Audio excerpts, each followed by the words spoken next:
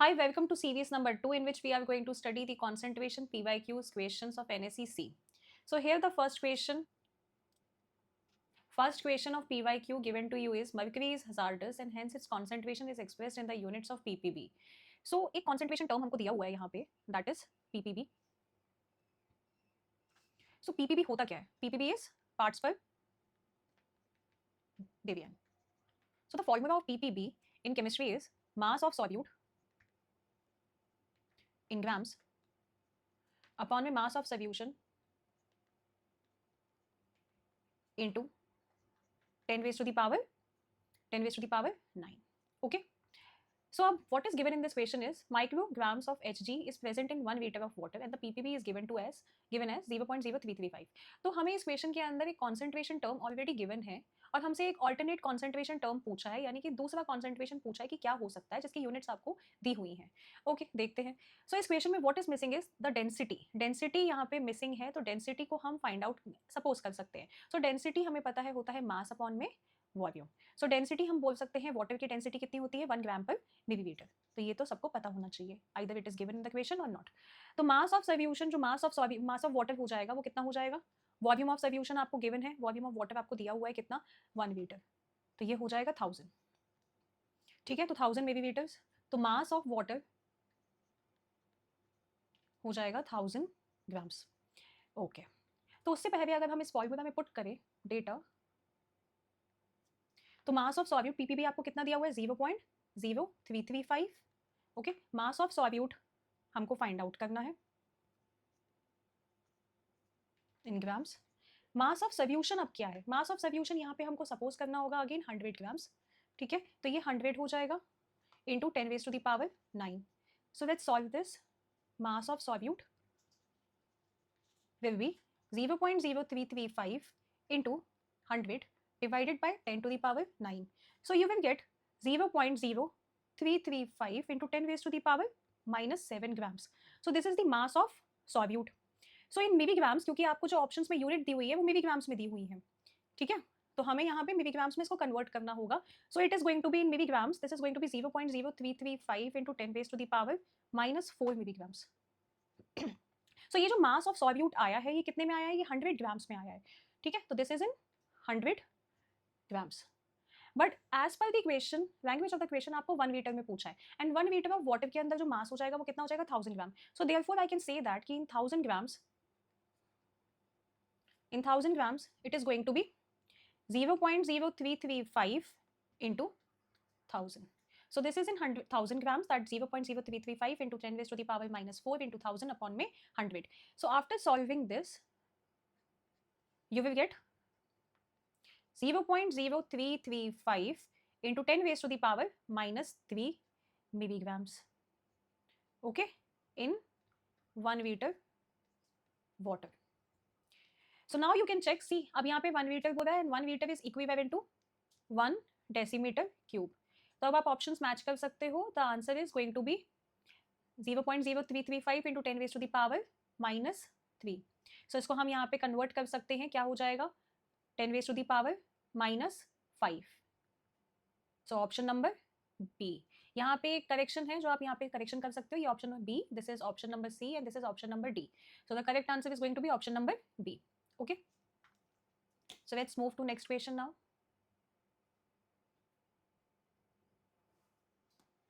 So what is second question now? A common method to clean spills is to use sodium carbonate. Okay. So यहाँ पे हमको sodium carbonate दिया हुआ है. तो Na2CO3 की रिएक्शन यहाँ पे हो रही है HCl के साथ. As we know all that in class 10th we have studied the reaction of carbonates with HCl. तो किसी भी कार्बोनेट की अगर हम रिएक्शन एसिड्स के साथ करवाते हैं तो हमको क्या मिलता है? We get another salt plus water plus CO2 gas. या बाइकार्बोनेट हो या कार्बोनेट्स हो, कभी भी किसी भी एसिड के साथ रिएक्शन करेंगे तो हमको salt plus water plus CO2 देंगे. सो यहाँ पे जो एसिड हमको गिवन है दैट इज HCl. तो यहाँ पे जो सॉल्ट ऑब्टेन होगा इस कैटाइन एंड एनाइन से NaCl plus water plus CO2 gas. Now first before solving this question move further, we have to balance this equation first. So यहाँ पे दो atoms of Na है, यहाँ पे 2 आ जाएगा. Then this is 2 atoms of H. This is going to be 2. Carbon is already balanced and oxygen are also 3 on both the sides. Okay, so let's see what we have been provided. HCl की molarity given है, which is 0.75, and volume of HCl is also given to you 50 milliliters. So हम यहाँ से क्या निकाल सकते हैं? हम यहाँ से number of moles find out कर सकते हैं. तो number of moles of HCl is going to be, we know that the molarity का formula क्या होता है? This is also concentration, number of moles of solute upon volume of solution. अब अगर ये milliliters में है तो यहाँ पे you have to multiply it by 1000 in numerator. So number of moles of solute हो जाएंगे, that is HCl is going to be 0.75 into volume of solution, that is 50 divided by 1000. Okay, so after solving this you will get number of moles as 0.0375. Okay, so these are the moles of HCl.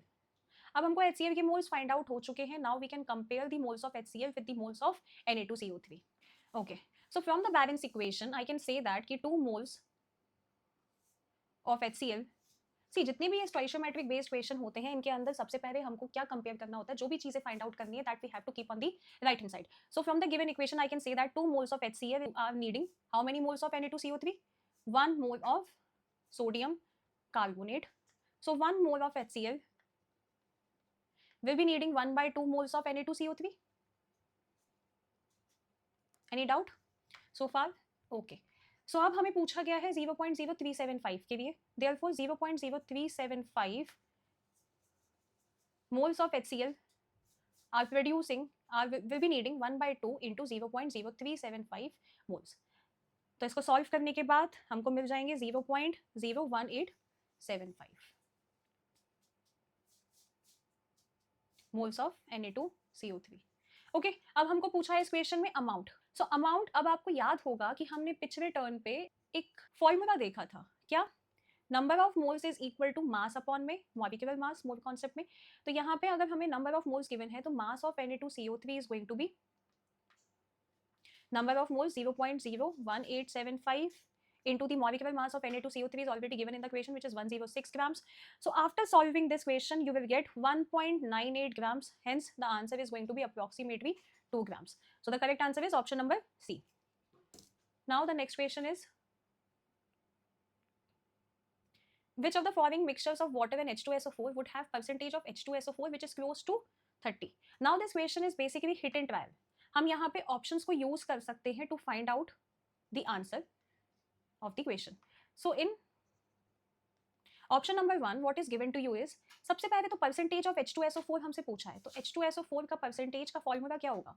As we all know that percentage of H2SO4 can be calculated by mass of H2SO4 upon में total mass. This total mass includes the mass of H2SO4 plus mass of water into 100. Okay, so first option is given to you as the mass of H2SO4 is given to you 30 grams upon में the total mass is going to be 130 into 100. Obvious है कि ये 30% तो नहीं आएगा, ठीक है. सो ऑप्शन नंबर ए आंसर नहीं हो सकता है. Now in case of option number B 1 mole of H2SO4 is given to you. So number of mole से अगेन हम फाइंड आउट कर सकते हैं क्या?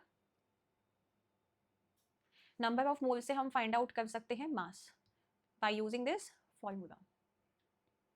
सो नंबर ऑफ मोल्स 1 दिए हैं हमको, मास कितना हो जाएगा? मॉलिक्यूलर मास होता है 98.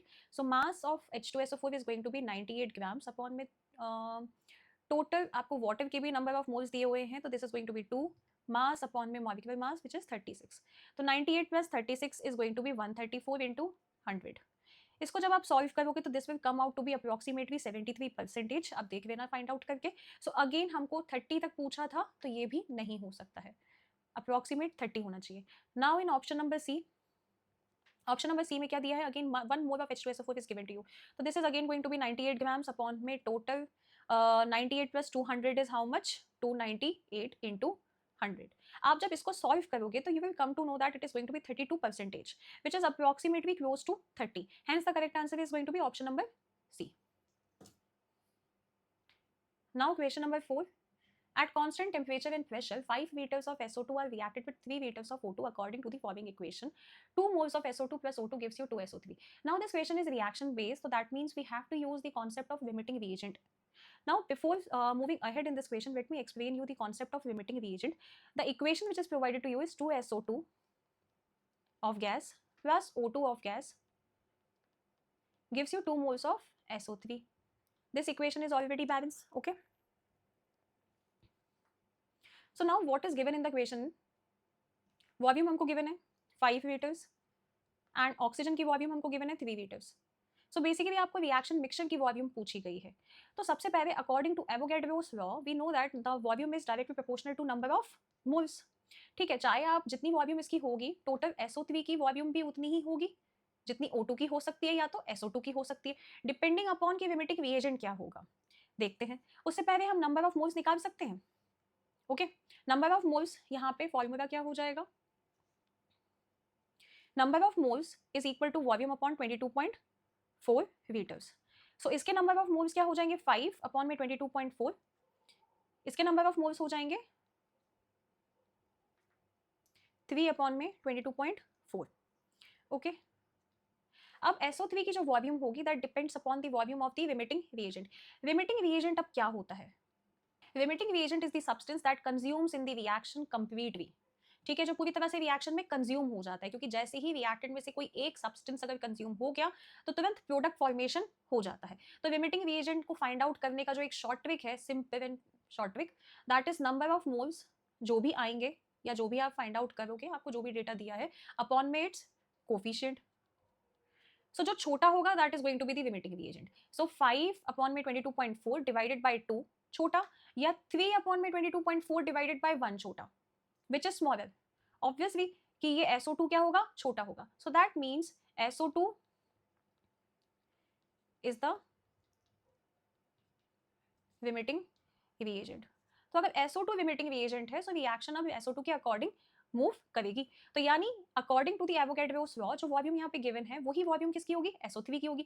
नहीं तो आप फाइंड आउट भी कर सकते हो कि नंबर ऑफ मोल्स इसके कितने दिए हुए 2, तो इसके भी कितने होंगे 2. सो नंबर ऑफ मोल्स जितने इसके हैं उतने ही इसके नंबर ऑफ मोल्स होंगे. तो वॉल्यूम भी कितनी हो जाएगी? 22.4 लीटर्स आपका कैंसिल आउट हो जाएगा जब आप वॉल्यूम निकालोगे. तो again it is going to be 5 same.